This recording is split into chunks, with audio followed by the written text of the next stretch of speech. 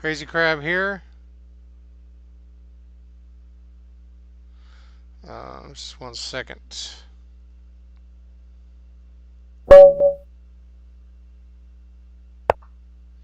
Alright, sorry about that. Crazy Crab, we're playing chess. We're playing Immortal Coil. Immortal Coil. And let's see what happens.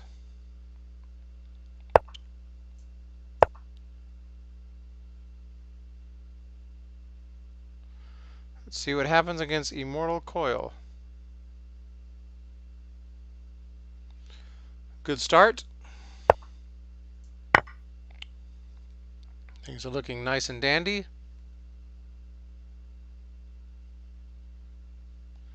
Things are looking fabulous so far. This is how you play against Immortal Coil. Immortal Coil.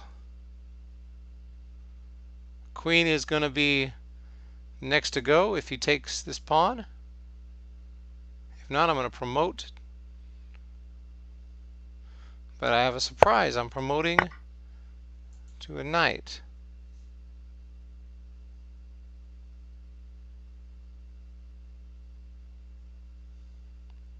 What will he do? Because I'm threatening this move.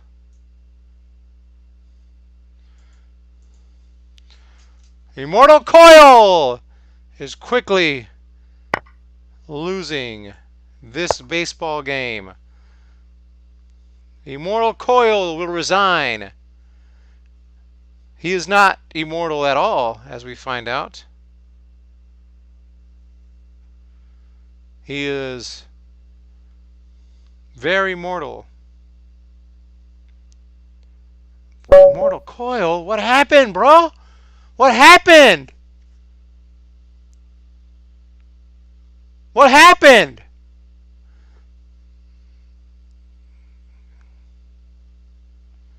So anyway, let's take a look at the analysis board. There's nothing to look at, right? You just completely crushed in 12 seconds. That's how long it took me. 8 moves. 8 moves. There's the map. It says I had 2 inaccuracies, but no. Because let's see what it said. It said that's not an inaccuracy because that's the opening I chose. It's called the Albin-Counter Gambit. That's called an inaccuracy. That's not an inaccuracy because that's also part of the opening. So after this move, which I see all the time, you immediately place the check. Bishop blocks the check. Take here. And he gets greedy, and this is where he loses the game. Happens every time. Especially, you always want to grab this quick. You watch my game, you'll see how fast I snag this. Because I don't want him to think that I don't want him to think that I knew that this bishop was hanging here. I want him to think that I blundered my bishop. So after he takes, then this is a key move here. The king has to play e2. If he takes the pawn, you just take the queen, and obviously this is not a legal move. So this is forced, and the key move here, take with the knight. Why not make it to a queen? Because if you make it to a queen, he has time to come here and trade queens, and then also after you recapture with your king, he's going to mop up that queen up here, and he's going to have an even game. So you have to change it to a knight so that he does not have time to deal with this queen down here. He has to move his king or capture here, and he chose to capture there, which they almost always do.